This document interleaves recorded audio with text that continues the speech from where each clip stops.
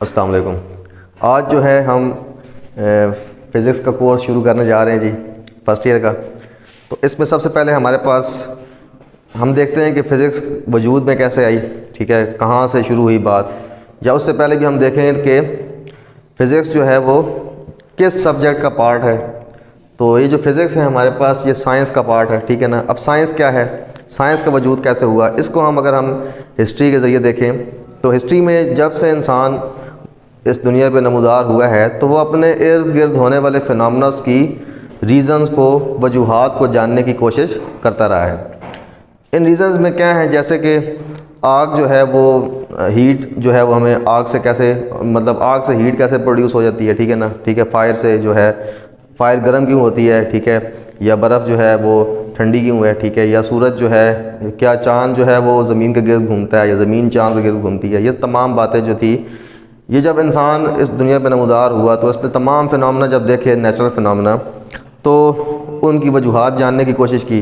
और वो वजूहात जो जानी गई, जिस सब्जेक्ट में इन तमाम वजूहात को स्टडी किया गया, उस सब्जेक्ट को क्या नाम दिया गया, साइंस का। साइंस का पहले जो नाम था पुराना, वो था नेचुरल फ़िलासफ़ी, ठीक है जी।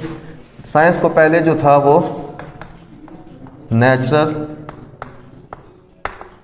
फ़िलासफ़ी के नाम से जाना जाता था, ठीक है। लेकिन जैसे जैसे वक्त गुजरता गया, साइंस में नई नई चीज़ें जो हैं वो इन्वेंट होती गई, तो इस वजह से साइंस का जो इल्म है, जो नॉलेज ऑफ साइंस था, वो वसी होता गया, वो वास्ट होता गया।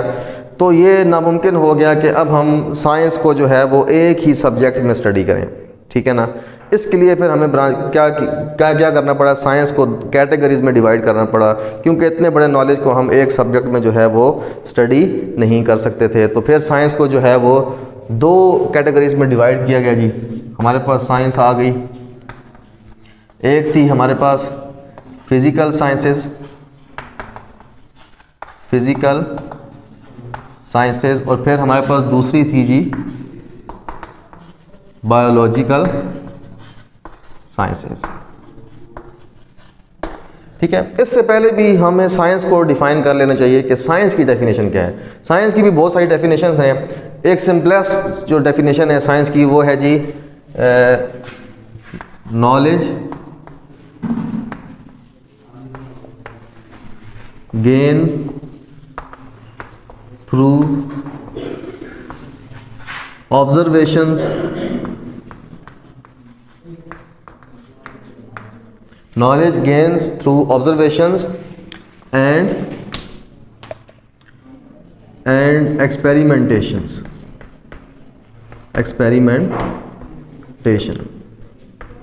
यानी कि वो नॉलेज जो आप ऑब्जर्वेशन यानी कि अपने मुशाहिदात से हासिल करते हैं या एक्सपेरिमेंट से हासिल करते हैं, तजर्बात करके हासिल करते हैं, उस नॉलेज को हम क्या कहते हैं, साइंस कहते हैं। आगे समझ आप लोगों को, ठीक है। अब ऑब्जर्वेशन हम किस से करते हैं, हमारे पास 5 सेंसेस हैं, ठीक है ना, जो आपने पढ़ी हैं, ठीक है ना। 5 सेंसेस जो हमारे देखने की हिस्सा है, ठीक है ना, देखने की सेंस है, सेंस ऑफ टच है, ठीक है जी, स्किन जिसको हम कहते हैं, ठीक है। और इसके अलावा हमारे जो है सुनने की, साउंड की जो है हमारे पास सेंस, ठीक है ना। इन तमाम सेंसेस से जो हम ऑब्जर्वेशंस करते हैं और फिर ऑब्जर्वेशंस को हम चेक करने के लिए कि वो ठीक हैं कि नहीं हैं, हम एक्सपेरिमेंट्स करते हैं, उससे जो हमारे पास नॉलेज आता है उसको हम कहते हैं साइंस कहते हैं, ठीक है ना। साइंस को 2 कैटेगरीज में डिवाइड किया गया था due to its huge knowledge या वास्टनेस, ठीक है जी। तो पहले था फिजिकल साइंसेस, दूसरा था बायोलॉजिकल साइंसेस। बायोलॉजिकल साइंसेस जो था ये डील करता था, deal with living things, deal with living things. इसमें अब लिविंग थिंग्स से जो साइंसेस हमारी रिलेट करती हैं उसको हम बायोलॉजिकल साइंसेस कहते हैं। और इनमें अब आपके पास जो आगे मज़ीद ब्रांचेस आती हैं वो बॉटनी आ जाती है, ज़ूलॉजी आ जाती है, ठीक है, जेनेटिक्स आ जाती है, माइक्रोबायोलॉजी, ये तमाम चीज़ जो हमारे पास कैटेगरीज़ हैं ये बायोलॉजिकल साइंसेस में आती हैं, ठीक है ना। अब फिज़िकल साइंसेस वो हैं जो कि डील करती हैं study of non living things. अब जब हम ऐसे फिनोमेना को पढ़ते हैं जो कि नॉन लिविंग है, तो उसकी स्टडी को हम क्या कहते हैं, फिजिकल साइंसेस। और फिजिकल साइंसेस में ही आपके पास आपका जो ये सब्जेक्ट है फिज़िक्स, ये फिज़िकल साइंसेस से बिलोंग करता है। ठीक है, समझ आ गई। और फिज़िकल साइंसेस में और कौन सी आ सकती है? केमिस्ट्री आ सकती है, ठीक है, मैथमेटिक्स आ सकता है।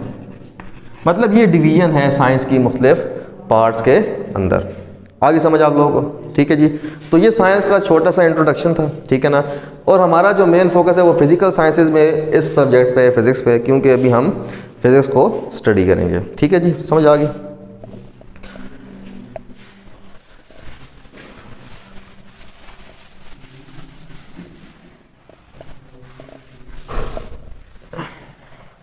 इसके बाद हम पढ़ लेते हैं फिज़िक्स के बारे में। फिज़िक्स क्या है? ठीक है जी, व्हाट इज़ फिज़िक्स। फिज़िक्स की जो सबसे बेसिक डेफिनेशन है, जो हमने छोटी क्लासों में भी पढ़ी थी, वो ये है, the branch of science which deals with the study of energy, matter and their relationship with each other. ऐसी ब्रांच ऑफ साइंस जिसमें हम एनर्जी के बारे में पढ़ते हैं, मैटर के बारे में पढ़ते हैं, और एनर्जी और मैटर का आपस में क्या ताल्लुक़ है इसके बारे में पढ़ते हैं। तो ये हमारे पास क्या कहलाता है जी? फिज़िक्स कहलाता है। ठीक है ना। तो the branch of science which deals with energy, matter and their relationship with each other। ठीक हो गया। तो ये हमारे पास फिज़िक्स की डेफिनेशन आती है। ठीक है ना। अब हमारे पास साइंस में जो है वो 3 फ्रंटियर्स हैं जी स्टडी करने के लिए। फंडामेंटल साइंसेस जो हैं, इसके हमारे पास 3 फ्रंटियर्स हैं फंडामेंटल साइंसेस के, जिनको हम बेस बना के अपनी स्टडी को 3 हिस्सों में डिवाइड करते हैं। ठीक है ना। तो सबसे पहले जो 3 फ्रंटियर्स हैं साइंस के, फंडामेंटल साइंसेस के, फ्रंटियर्स ऑफ फंडामेंटल साइंसेस। पहला है जी world of extremely large bodies. ठीक है जी। पहले में हम एक्सट्रीमली लार्ज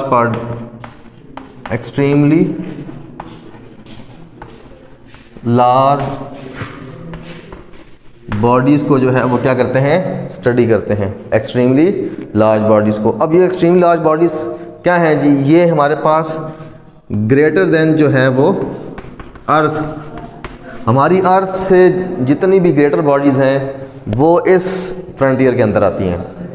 ठीक है जी। यानी कि अर्थ से बड़ा आप देखें, आपको सूरज है, ठीक है ना, आपकी यूनिवर्स है, ठीक है ना। इन तमाम को जब हम स्टडी करेंगे तो हम इस फ्रंटियर में उसको स्टडी करेंगे, एक्सट्रीमली लार्ज बॉडीज़ में। दूसरी जो हमारे पास फ्रंटियर है वो है जी extremely small bodies. Extremely small bodies में हम स्टडी करते हैं ऐसे बॉडीज़ को जो कि लेस देन मॉलिक्यूलर साइज़ हैं। मॉलिक्यूलर साइज़, मॉलिक्यूल आपको पता है 2 एटम से मिलकर बनता है मॉलिक्यूल। अब मॉलिक्यूल से जो स्मॉलर बॉडीज़ हैं उनको हम स्टडी करते हैं एक्सट्रीमली स्मॉल बॉडीज़ में। उसमें एटम्स आते हैं, एटॉमिक पार्टिकल्स आते हैं, ठीक है ना, प्रोटॉन, न्यूट्रॉन, मीज़ॉन्स, ये सारे जो हैं वो एक्सट्रीमली स्मॉल पार्टिकल्स हैं। जो तीसरा फ्रंटियर है वो है इंटरमीडिएट बॉडीज़। इंटरमीडिएट मतलब दरमियानी जो बॉडीज़ हैं, ठीक है ना। इसकी रेंज कहाँ से कहाँ तक है? इसकी रेंज जी molecules, small molecules to size of earth. यानी कि ऐसी बॉडीज़ जिनका जो साइज़ है वो मॉलिक्यूल से बड़ा है और अर्थ से छोटा है, उनको हम इंटरमीडिएट लेवल में जो है वो स्टडी करते हैं। ठीक है जी। और ज़्यादातर स्टडी हमारी इसी के अंदर होती है। ठीक है ना। आप आगे देखें फिज़िक्स में जो भी स्टडी करेंगे ज़्यादा मैक्सिमम जो चीज़ें होंगी वो मॉलिक्यूल से ग्रेटर होंगी और अर्थ से छोटी, जैसे आप कार की मोशन को स्टडी करते हैं, कार इसी रेंज में लाया करती है, ठीक है ना। मोटरसाइकिल की मोशन को या प्रोजेक्टाइल मोशन को आप जब स्टडी करेंगे आगे, या इलास्टिक कोलिजन देखेंगे, मोमेंटम देखेंगे किसी भी चीज़ का, बॉडी का जो बॉडी मूव कर रही है उसका मोमेंटम देखेंगे, वो तमाम जो है वो इसी रेंज में क्या करेंगी, लाइस में मैक्सिमम इस रेंज में लाया करती हैं। इनकी स्टडी भी हम करते हैं, लेकिन वो बहुत काम आएगी हमारे पास। ठीक है जी, समझ आ गई।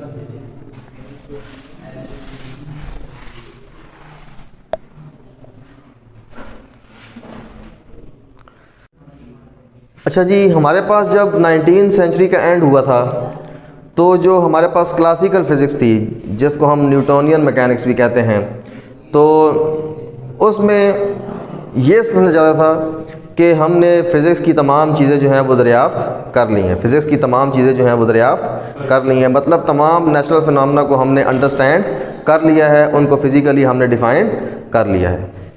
तो अब साइंटिस्ट को लगता था कि अब उनके पास करने को और कुछ नहीं है, ठीक है ना। फ़िज़िक्स की फील्ड यहाँ पे ख़त्म हो गई है, क्योंकि तमाम चीज़ें जो हैं दरियाफ़्त तो हो चुकी हैं, ठीक है।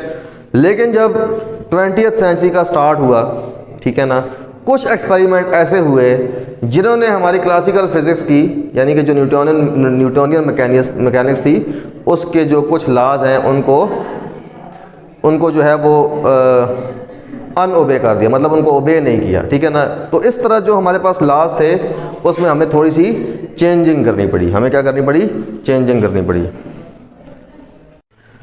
अच्छा, ओबे, इसका मतलब है कि वो कुछ लाज जो कुछ हमने एक्सपेरिमेंट किए थे, उन्होंने जो है उन न्यूटोनियन मैकेनिक्स को लॉ को ओबे नहीं किया, ठीक है ना, या वो जो लाज थे उन पे पूरा नहीं उतरते थे। इसका मतलब है फिर हमें जो हमारे पास लाज और प्रिंसिपल थे उनमें थोड़ी चेंजिंग करनी पड़ी, और यहाँ से फ़िज़िक्स के एक नए दौर का आगाज़ हुआ, जिससे पता चला कि साइंटिस्ट को पता चला कि जो हम समझ रहे थे साइंटिस्ट कि उन्होंने तमाम चीज़ें जो हैं वो इजाद कर ली हैं या इन्वेंट कर ली हैं फ़िज़िक्स के बारे में, उनका ये जो उनकी ये जो बात थी वो गलत साबित हो गई, ठीक है ना।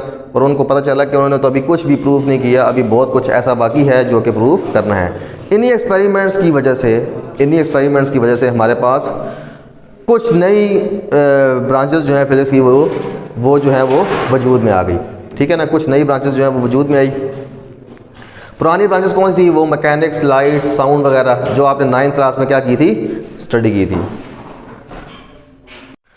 तो इन एक्सपेरिमेंट्स की वजह से जो मॉडिफिकेशन हुई फ़िज़िक्स के रूल्स और प्रिंसिपल्स के अंदर, उसकी वजह से जो हमारे पास न्यू ब्रांचेस जो हैं वो वजूद में आई थी, वो हमारे पास थी जी। सबसे पहले जो थी हमारे पास एटॉमिक फ़िज़िक्स आ गई जी, एटॉमिक फ़िज़िक्स, ठीक है।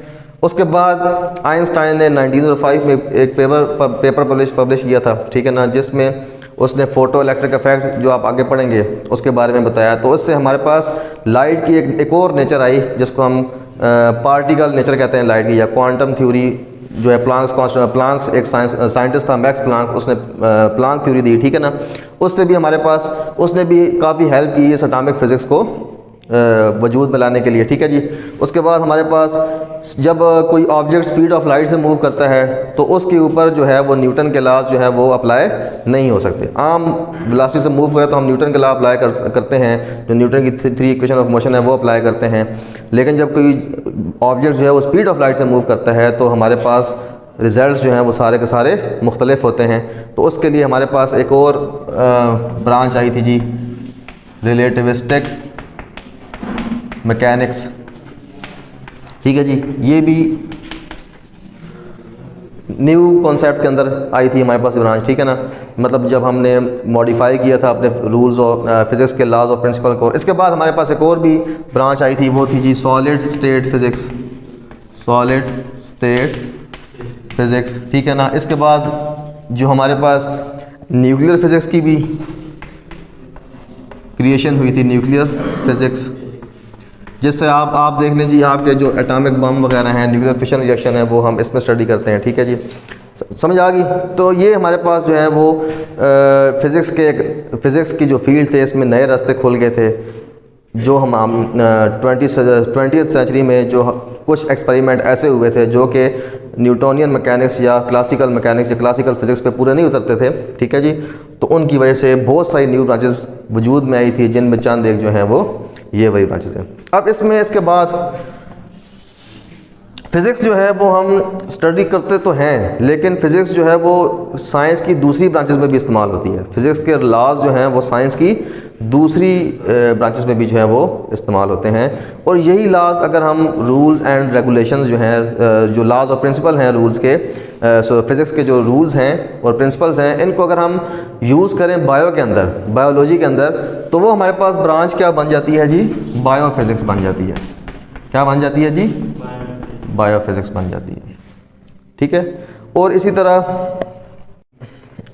तरह जब हम जो हमारे पास फ़िज़िक्स के रूल्स एंड प्रिंसिपल्स हैं या लॉज और प्रिंसिपल हैं, इनको हम केमिस्ट्री में जब डील करते हैं, केमिस्ट्री में अप्लाई करते हैं, तो हमारे पास जो ब्रांच बनती है वो बनती है फिज़िकल केमिस्ट्री। ठीक है। और इसी जो लॉज और प्रिंसिपल हैं हमारे पास फ़िज़िक्स के, इनको जब हम एस्ट्रोलॉजी में इस्तेमाल करते हैं, ठीक है ना, मतलब कि जो हमारे पास अजराम हमारे पास सूरज चाँद सितारे वगैरह हैं, जो हेवनली बॉडीज़ हैं, इनकी स्टडी करते हैं, तो हमारे पास वो बन जाती है जी एस्ट्रोफिज़िक्स। आगे समझ? ठीक है ना। इसी तरह मतलब यानी कि साइंस की फिज़िक्स जो है वो साइंस की दूसरी ब्रांचेस के साथ भी क्या करती है? रिलेट करती है। समझ आ गई? जैसे फिज़िक्स जो है जब बायो से रिलेट करती है तो बायोफिज़िक्स बन जाती है, इसी तरह केमिस्ट्री से रिलेट करती है तो फिज़िकल केमिस्ट्री। इस तरह बाकी भी जो हैं इस फिज़िक्स की बहुत सारी ब्रांचेस हैं, जिनको जहाँ पे हम फिज़िक्स के जो है वो लॉज और प्रिंसिपल जो है वो साइंस के दूसरे जो हमारे पास डिसिप्लिन है उसमें हम क्या करते हैं? यूज़ करते हैं। ठीक है ना। तो ये हमारे पास एक छोटा सा इंट्रोडक्शन था फिज़िक्स का। ठीक है ना। अगला हमारा जो टॉपिक है वो है फिज़िकल क्वांटिटीज़ का। ठीक है जी। इंशाल्लाह वो हम नेक्स्ट टाइम जो है वो स्टडी करेंगे। ठीक है जी।